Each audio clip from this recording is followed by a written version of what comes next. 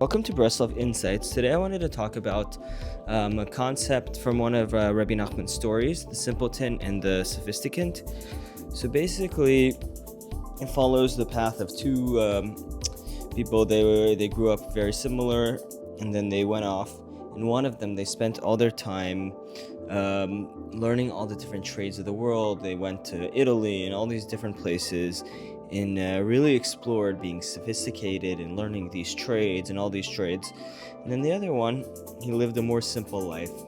He became a cobbler, a shoe cobbler, and he wasn't so into his trade. He was very simple, and it follows two paths. In the sophisticant, he goes and he starts to really get into depth on learning about this and all these different things.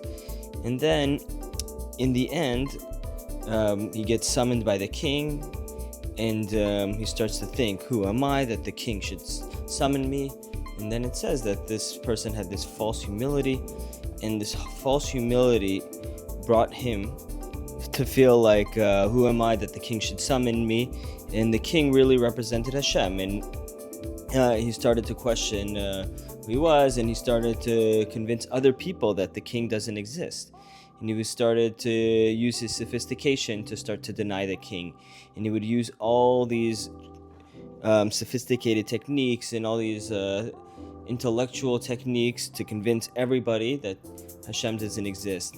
And then in the end, the Satan comes to him and takes him, and he starts to be punished in Gehenna. Meanwhile, the simpleton, he got summoned by the king, and he went to the king, and with his simple nature, he started to get closer to the king and closer to Hashem. He didn't get too caught up with all the different intellectual and sophistication of the world, and he was very simple.